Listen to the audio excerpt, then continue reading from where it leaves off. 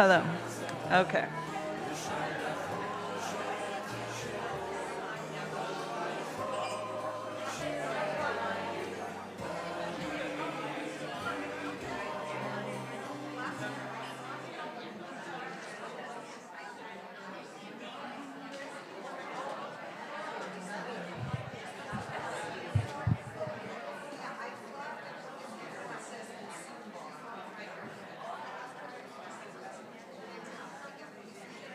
Oh yeah, have it. I already ate one.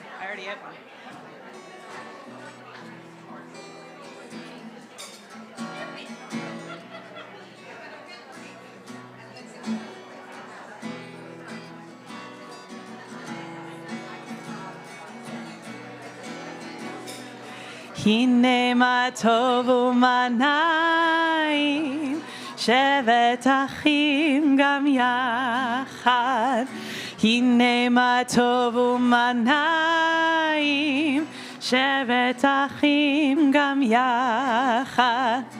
הנה מה טוב, שבת אחים גם יחד. הנה מה טוב, שבת אחים גם יחד. Sing it with me. הנה מה טוב ומה נעים, שבת אחים גם יחד. Let me hear you. הנה מה טוב ומה נעים, שבת אחים גם יחד. הנה מה טוב, שבת אחים גם יחד. הנה מה טוב, שבת אחים גם יחד.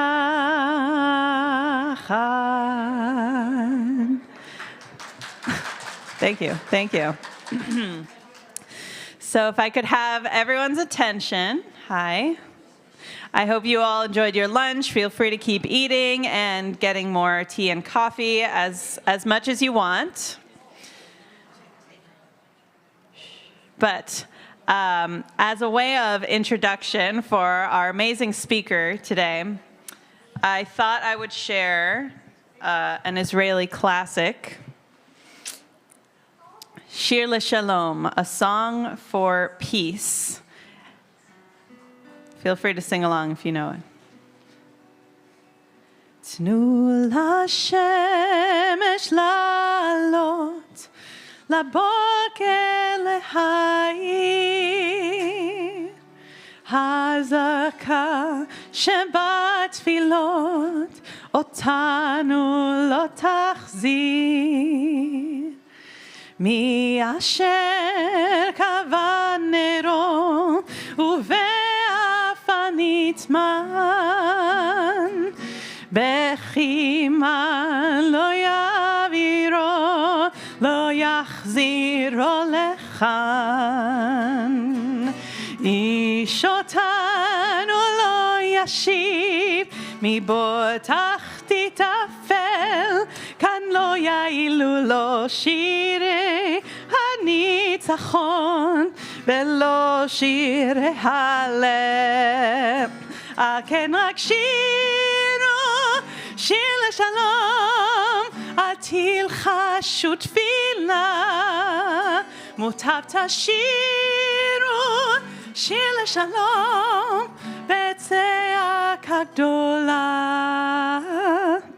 תנו לשמש לחדור מבעד לפרחים, אל תביטו לאחור, הניחו להולכים.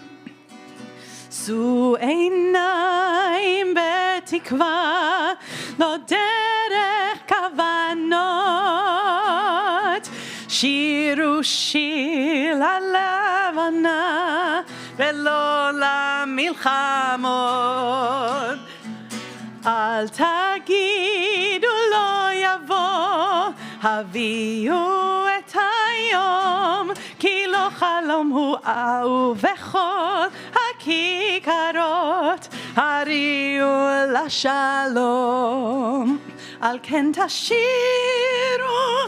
שיר לשלום, אל תלחשו תפילה, מוטב תשירו שיר לשלום בצעקה גדולה. Thank you. Okay. So it is my pleasure to welcome Ari Telias to our Shalom Shishim stage up here. And I'm just so excited to hear his story. As a Master Sergeant Reserve, Ari served in the Israeli Paratroopers brigade during the early 90s and experienced both the war in Lebanon and the Palestinian uprising known as the Intifada. You may also recognize Ari as the husband of our beloved office administrator, Nama. Hi, Nama. And he's also a talented drummer and a guitar player, so you may have heard him in our Temple Shalom band jamming on the darbuka. Okay, turning the floor over to you, Ari. Thank you so much. Let's give it up for Ari. Okay, you can go to the middle one. Oh, I know. Okay, thank you very much.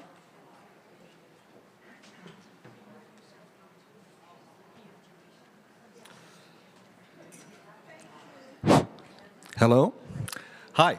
So my name is Ari. I'm going to be telling you a little bit of army stories today. We're going to keep it light. I don't want to make this about horror stories or sad stuff. If you want horror stories about the army, we can all turn on the TV these days. So we're going to have only fun stories. So brief introduction about myself. So I was born in Uruguay, South America. We immigrated as a family in 1979 to Israel. I lived most of my life in Beersheba. Served in the army, went to university in Beersheba, and roughly 20 years ago we immigrated to Canada, Nama, myself, and now we have 3 daughters. They're in university. Okay, so let's begin. Okay, so the Israeli Paratroopers. So this is our army unit, and it has become quite famous because we hear a lot of stuff about this army unit.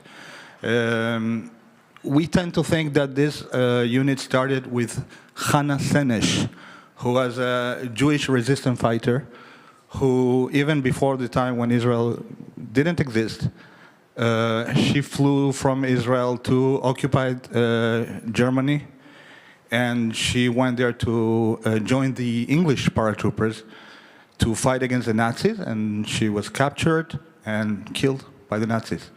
So she was the first Israeli paratrooper even before Israel existed. After that, the Israeli paratroopers became famous through many different operations, like the Mitla jump in 1956 and participation in all Israeli wars. And they also participated in the rescue of the hostages in Entebbe, if you remember that part. So they flew from Israel and rescued hostages from Africa. When this was an airplane that was taken by Palestinian terrorists, and they were able to rescue most of the hostages. I actually met some of the people who were in that operation. I heard their story just like you're hearing my story right now. So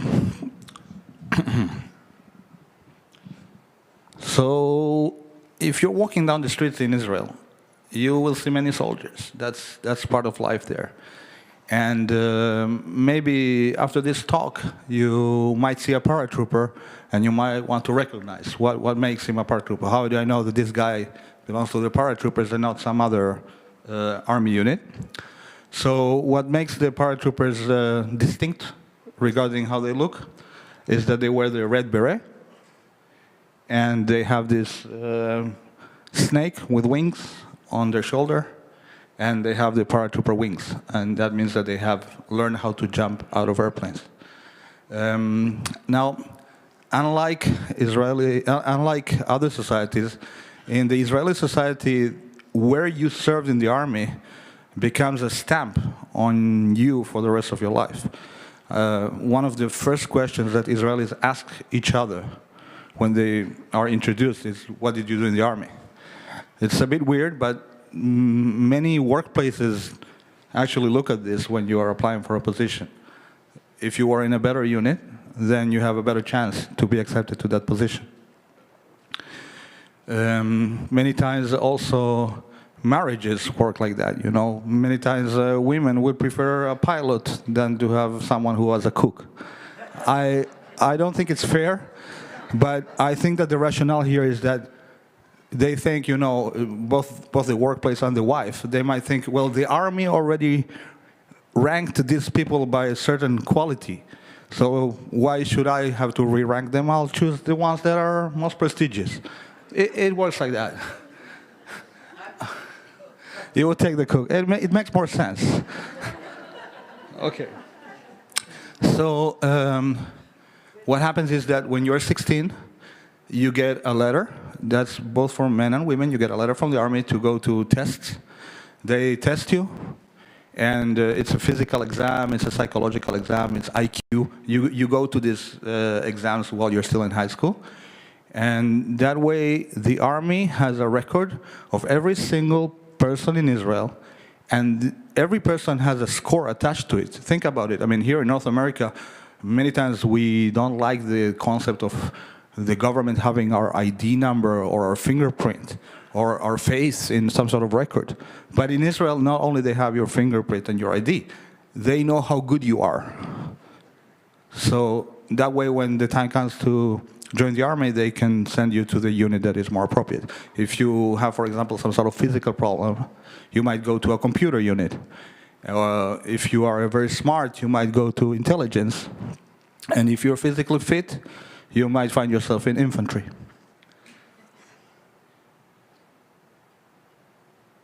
So in my case, I joined the army. The first place that I was sent to, due to my scores before joining, was I was sent to the pilot exams. So I spent a week doing all kind of exams to join the Air Force to become a pilot, but I was not good enough, and I was sent back to the place in the army where they select where you're going to go. So at that point, they ask you, what do you want to do? Well, I mean, what's your choice? The army would like to have people serving in units that they choose, if possible. Many people, they have a family member who was in a specific unit, or they came to learn about a unit from some other source, or friends, etc. So the army gives you a choice. So where would you like to serve? And if you choose paratroopers, for example, or any other, let's say, prestigious unit, then they will send you to a set of tests. So in my case, we prepare for the test. The test is very difficult for being accepted to the paratroopers. So this is after the preliminary test. They send you to a whole day where you're running around and carrying heavy stuff and climbing and crawling. And during that day, if you start in groups of, let's say, 13 or 14 people, they might choose 2 out of the 13 or 14 people. So it's quite difficult to get accepted. So I was lucky enough, or unlucky enough, depends how you think about this. So here we have some images. By the way, these photographs that we'll see here, some of them, minority, are mine, my own photographs, and some of them I just got from external sources. So in this case, we see on the left, we see a shirt worn by a potential candidate to become a paratrooper after that whole day of running with heavy equipment and climbing and crawling. That's how the shirt looks like. I want to emphasize that the brown color is not mud by water and dirt. This is mud by sweat and dirt.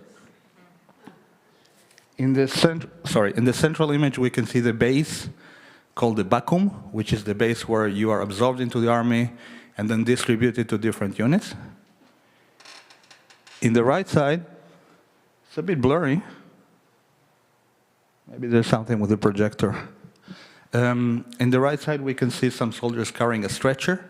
So part of the exercises that you do during the test and later on during your basic training is carrying stretchers with people. And you might be running a few kilometers under the stretcher.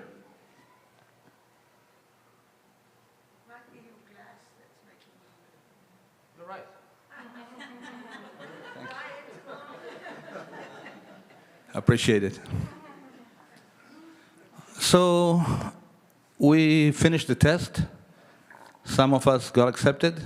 The people who did not get accepted maybe went on to another unit. Maybe they went to another infantry unit or to a tanks unit or artillery or many other.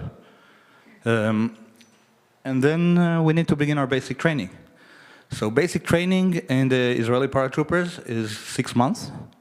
And the first thing that happens is that they take us to the basic training base. And that basic training base is in the West Bank. We have it there marked in red. So you have to cross into what at the time the Palestinian territories. In 1989, this was still not fully autonomous, so it wasn't governed by the Palestinians, it was still governed by Israel. but we had the Intifada going on. So there was an uprising of Palestinians who did not want to see Israelis in the West Bank or in Gaza. But it was our responsibility to be there and govern. Like it or not, that was the situation in '89. So as we cross into the Palestinian territories to begin our basic training, we are greeted on the road by Palestinians who throw everything they have at us, rocks and engine blocks from the roofs and Molotov cocktails. So the trucks that take us to the basic training, they are like buses, but they are covered with protection, like metallic mesh on the sides. So the rocks or the Molotov cocktails affect it a little bit less. So we go to our basic training. And during the basic training, as you see in the movies for any army, you are very low in the rank order. Everybody tells you what to do. You spend roughly 5 hours sleeping at night, but the rest of the day, you don't have even 1 minute to rest. It's all running around and learning how to charge and how to attack different positions and how to use different weapons. How many weapons? As a civilian, you don't know how to use them, but you get there and they give you classes. So, for example, this gun here that we see is the first gun that we received. It's called a Galil. It's made in Israel. It's a copy of the Kalashnikov. And that was the first gun that we all received, so we learned how to shoot it. We learned how to shoot it at different distances. You can shoot someone from 300 meters with this gun. And then there's all kind of missiles and bombs, and there's a lot to learn. But most of the time, it's very difficult to concentrate on the learning because you're running around and you're crawling and you're climbing, and basically it's a lot of suffering. The end of the day is the worst part. At 11 o'clock at night, we all stand around the tent, and that's the time of the punishments. So every night, we get punished. So what do you get punished for? For example, you might get punished because you had one bullet missing from one of your magazines throughout the day. So a punishment might be 100 push-ups. You might get punished because one of the edges of a little rope that you use to tie the canteen to your body has not been burnt, so it might frail and open. So you might run to that mountain and come back. Now, you have 3 minutes to run to the mountain and come back, but if you do it in 3 minutes and 10 seconds, you do it again. And then you do it again, and then you do it again. After you finish the individual punishments, it's time for the collective punishments. So there are some things that we might have done wrong as a team. We didn't get to lunch in time. So then everybody runs around the synagogue. You have 2 minutes to run around the synagogue, everybody. So you run around, and you finish, and you did it in 2 minutes and 11 seconds. So you go again, and you go again, and you go again. And that goes on for a couple of hours every night. Now, the Paratrooper is a volunteering unit, so you don't have to be there. Any soldier during these grueling punishments can just raise their hand and say, I don't want to be here anymore, bye. And people do that. So they just quit, and slowly the team starts to lose size. So our team, we were 36, and it shrunk in size. There are all kind of also, injuries. So you're walking around in a forced march. A forced march happens every Thursday. It means that after we finish all the punishments, we don't go to sleep. We go on a march. And that march means that you put on yourself very heavy equipment, backpacks and ammunition and whatever, and you walk. At the beginning, it was short forced marches. So every Thursday, the first one was 5 kilometers, then 7, then 10. But as it advances, we have 6 months. At the end of the basic training, you have the longest forced march, which is the most important one because you get your red beret. And that forced march, the last one after 6 months, is 90 kilometers, no stop, with all your gear on it. So I was relatively light because I'm not a very big guy, so I had to carry only 25 kilos. And that was 90 kilometers with 25 kilos. At the end of the 90 kilometers, we reach Masada. And the ceremony to give you the beret happens in Masada. We climb Masada with the last energy that you have after having walked in 17 hours. And there you meet your family. Your family comes to visit, and you have a nice ceremony. You get your red beret. You feel very proud of yourself. And then you get a week at home. A week at home. Now, I didn't mention this, but usually in the weekend, so Saturday, you get to go home. Unless you're punished, and then the punishment might be you're not going home this Saturday. But if you didn't get punished, you spend your Saturday at home during basic training. So we finished the beret march. We get a week at home. We go home. I go home. My father takes off my shoes, my brown paratrooper shoes. They're brown, the paratrooper shoes. Only the paratroopers get the brown shoes. He takes off my brown shoes, and it's all blood. Like, you can't take the socks off. It's only blood. So he cuts my socks off with the scissors, bandages it, and I'm going to sleep for a whole week. Like, that was my plan. Finish basic training. Next morning, a phone call. You have to go back to the West Bank. There's another uprising there, so be in the West Bank in the morning. So we go there, and all of us were limping because we just finished the beret march. So the Palestinians didn't understand how come these paratroopers, they all walk like ducks while they're patrolling their city there. Okay, so we finished basic training. There's much more about basic training, but in this time, you know. So now we are paratroopers, but we still don't know how to jump out of airplanes. So what's a paratrooper without his parachute? So there we are taking to a very fun week. It's a full week of parachuting school. This specific slide here on the left, we have a Hercules aircraft that is used to drop the paratroopers. This is not my picture. Now Mark here, he happened to be the mechanic for this airplane here. By coincidence, he served in the same base where we used to take off for going into parachuting. So thank you. You did a good job. I told him, thanks to me, he always got home. It's true. And coincidentally, one of these airplanes that we used to actually was in the Entebbe operation. When we boarded that airplane that was in Entebbe, we felt very sentimental, because this is the same airplane that was used to rescue the guys in Entebbe. But we weren't sentimental for a very long time, because you take off, and after a few minutes, you come out. So the left one is the airplane. The other two pictures by me. I took these pictures. I hid a disposable camera under my uniform, and when I was in the air, I took it out. I took a pictures, put it back in, and landed. So now I have a record of so none of them is me, but I look just like that. And on the right is my own Paratrooper wings. It's still hanging in my house. Now, thank you. I'm running a little bit late here. So the last thing about the parachuting is that we tend to think about soldiers parachuting. When we think about it, we see this. But this is not representative, because only the first 2 jumps are done during the day. The rest is at night. So you jump at night, and then you don't know when the ground is coming at you, so you have to brace. And after a couple of minutes, it's a boom, and then you're on the ground. And every single jump since then is at night, because you obviously don't want the enemy to see you and shoot you while you're still in the air. Okay, I have to mention another one that's a bit funny before we move out of the parachuting school.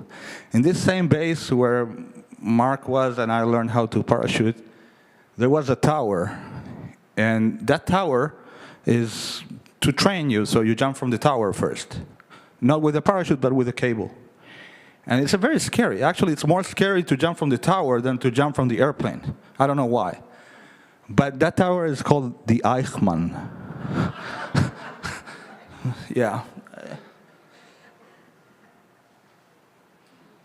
Okay, so we were already a paratrooper, but inside the paratrooper, there's also units. So there's 3 battalions, and there's also 3 special units. I was lucky or unlucky enough to be selected to be in one of the special units. So I was not in a battalion. I was in one of the special units. There are 3. One of them is the reconnaissance unit. And these are the guys that go ahead and try to spot where the enemy is. They are the ones that get killed first. Then there are 2 other units. One is the explosives unit. So they can place mines or they can blow up a bridge. And the last 3rd unit is the anti-tank unit. And that's where I was. So our job was to destroy tanks. So how do you destroy a tank? It's not easy. Believe me, they're very scary. And if you shoot at them with your gun, they just get angry. They don't get destroyed with a regular gun. So we had this massive beast here. This is known as a TOW missile, T-O-W. This TOW missile is something that disassembles inconveniently into 6 parts. And you can carry them on your back. Each part is 25 kilos. And you carry that in addition to all your other gear.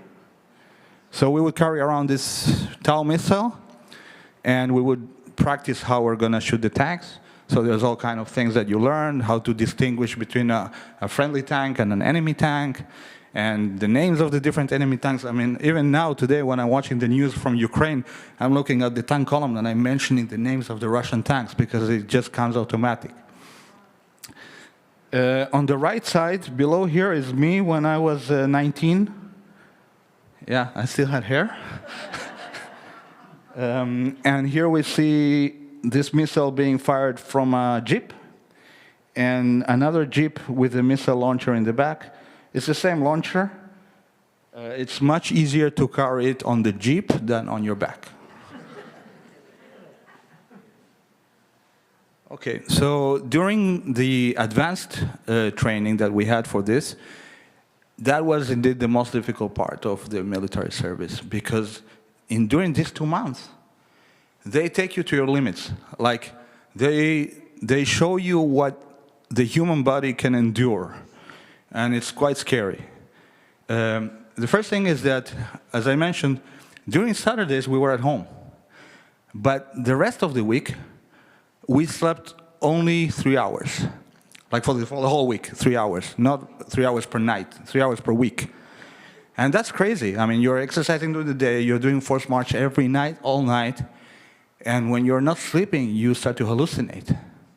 And you see things, and you're carrying loaded weapons, and you're hallucinating. And that's not a very good combination. In one exercise, for example, we told our commander, look, we're hallucinating, and we're shooting. We're practicing and shooting at cardboard targets at night, and we don't know which target is real and which one is in our imagination. So his solution was to just put the magazine in the gun, fire an automatic fire around our ears, say, okay, wake up like this, and he woke us up, and then we continued the exercise.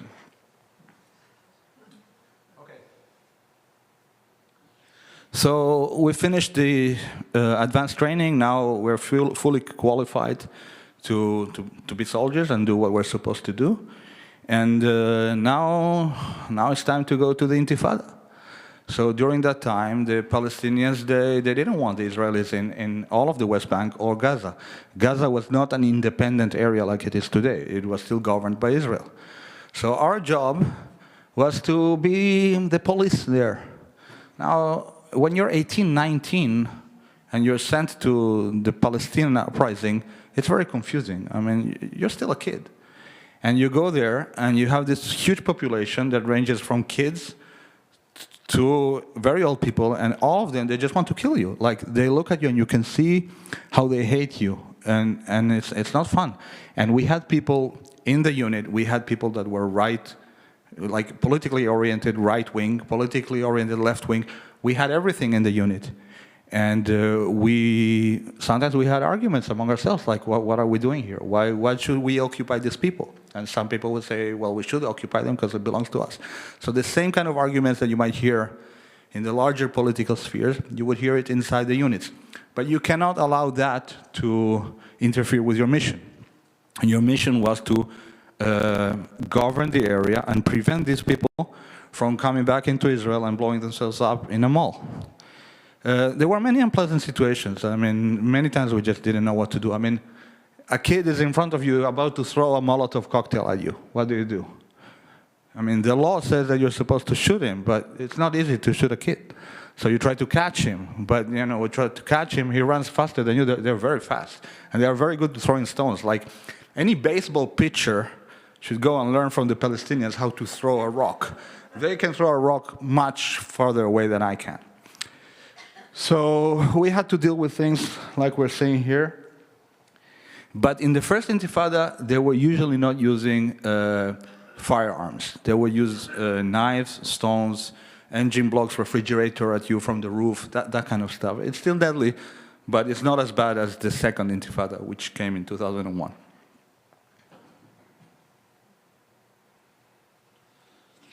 Okay, and another part that we had to do was Lebanon.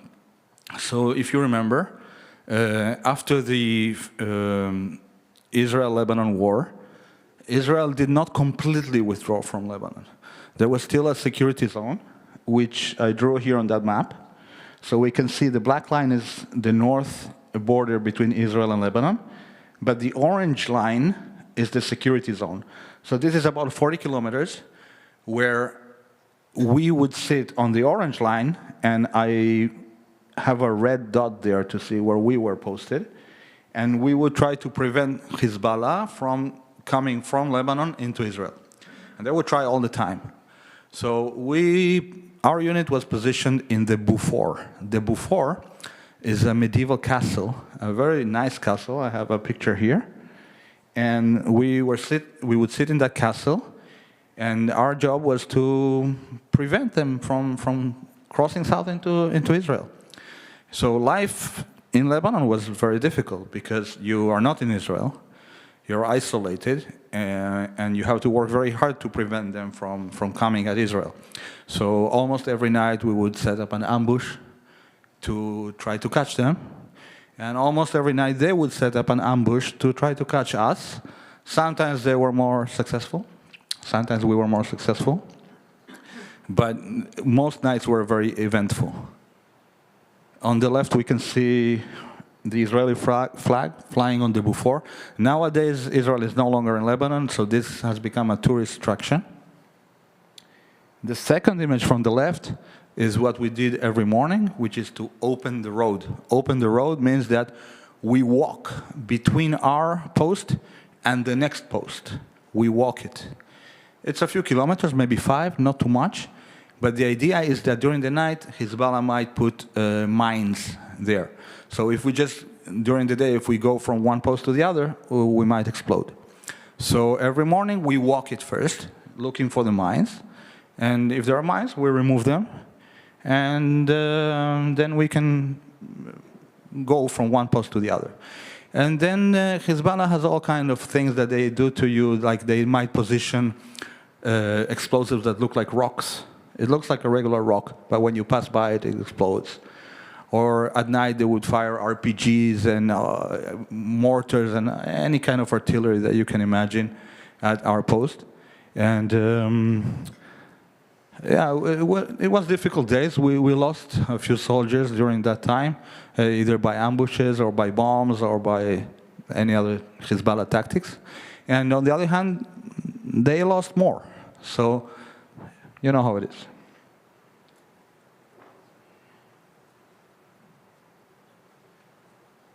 Okay, my last slide is that after 3 years, we finished the military. This is the regular service. But it doesn't end there. So between age 18 to 21, you serve full-time in the army. But after that, you still have to go to reserve duty. And that means that every year, you have to go between 1 and 2 months. And that's a bit of a problem because you might be a student in university. And now you're a student and you have exam period. If you remember, exam period is not easy. But now the army calls you have to come for 2 or 3 weeks. So when I would go to reserve duty when I was a student, I would take with me the university books. I took them every single time. I never opened them ever. So, yeah. So during reserve duty, we had two interesting things. Yeah, we have two or three more minutes. So during reserve duty, we had a few interesting things. First is that we learned how to operate new types of vehicles. The ATVs came into play. We can see, that's me there on the right on an ATV. That's a training ATV, and it's cool. It's fun to ride. It's fun to go to the army and spend a week traveling in Israel in an ATV. I mean, people pay money for this, and we got it for free. But that ATV is not the one that we use for combat. The one that we use for combat had a missile launcher, a Tau missile launcher in the front. So it was a very cool ATV with a big missile launcher. The one with the missile launcher, it was more difficult to do wheelies on it because it was very heavy in the front. We have a few other of my own pictures here. We have me smoking nargila during reserve duty while trying to do some work for my company. I was already an engineer during that top left image, so I brought work with me to do while I was in the reserve duty. And then on the bottom left side, Naama and Lynn, my first daughter, they came to visit me in the army, so Lynn was a baby, so I have a picture with her. And here we have our new Jeeps and a guard station there in the West Bank. And this is me dressed with some camouflage stuff. So we kept doing this reserve duty thing until we came to Canada. In 2001, there was the second Intifada, and then we were all called to reserve duty at the same time. And that was worse than the first Intifada because they were using bombs and suicide bombers and guns, and we had to go from like room to room in buildings to clear them from the terrorists. And you know, when you're 18 and you go to clear rooms of terrorists, you are Rambo. When you're a father and you go to clear room from terrorists, you want to hide somewhere and let someone else do it. So things changes when you become a reservist. And then we came to Canada. So that's the answer. Thank you. And does anybody have any question? Please.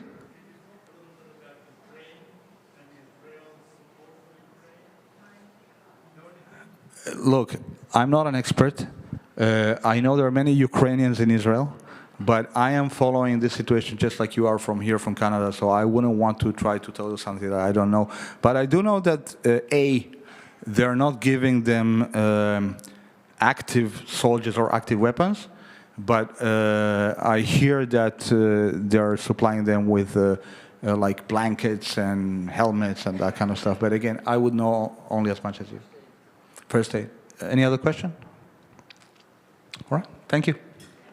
Thank you so much. Wait, hold on. Don't leave yet. Don't leave yet. You can stay up here, Ari, for a minute.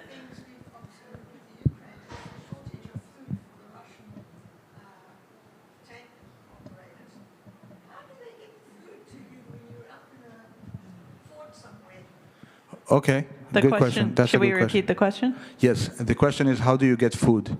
So when you're still in Israel, that's not a problem because you get a truck on a weekly basis. When you're in Lebanon or when you're far away, then it becomes a bit more of a problem. So usually there's a convoy coming from Israel, a convoy of trucks coming from Israel. But also we have the advantage that we are paratroopers, so we have at our disposal paratrooped food. So an airplane might fly above you and drop the food on you. But that has a problem because sometimes it will get to the enemy instead of getting to us. Thank you. Hold on. Stay here. Don't leave. Can we give another round of applause for Ari? That was awesome. Thank you so much. Thank you for sharing your incredible experiences with us. I know I had one or two questions, if you're okay with that. Sure, yeah. So I would love to know how do you feel like your experience in the Army influenced your career and what you did afterwards? Well, that's a good question. When I was before the Army, I was quite a lazy teenager.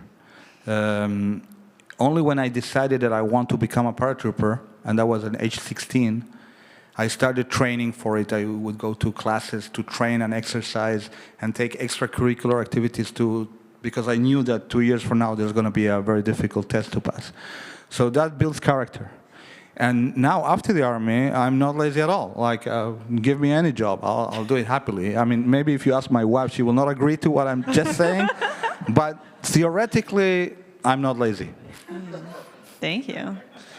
And my other question was, do you feel like the regimen that you were talking about in basic training that was so intense was adequate to prepare you for actually going into the war in different situations, or do you feel like it was harder or easier?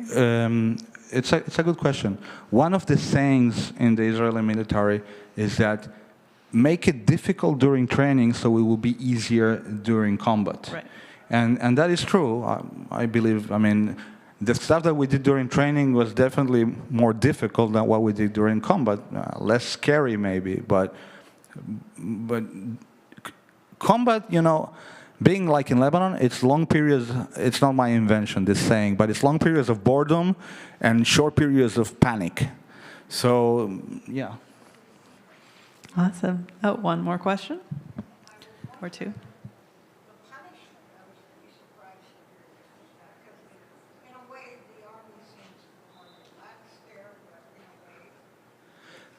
No, the punishments are brutal. Many of them, I implemented them with my daughters, and they're very well behaved. I'm not kidding. You can ask my wife. When my daughters would misbehave, they would do 20 push-ups.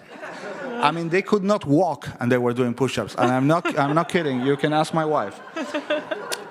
The toughest punish that we had, the toughest one, and you might not believe this, but that's what I have, is 1 hour in position 2. 1 hour. Wow. Whoa. If you touch your knees to the ground, you don't go home in the weekend. So nobody touched their knees to the ground. Oh my God. What did touch the ground was the tears. Each one of us had a puddle of tears underneath our face, but we would not touch the ground with our knees. I can barely plank for a minute, so wow. Okay, yes, one more question.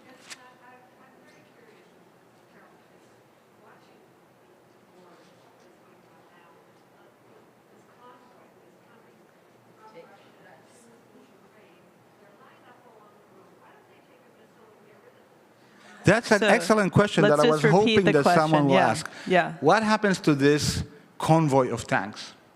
So, okay, during our reserve duty, what we specialized in, what we really specialized in was exactly this.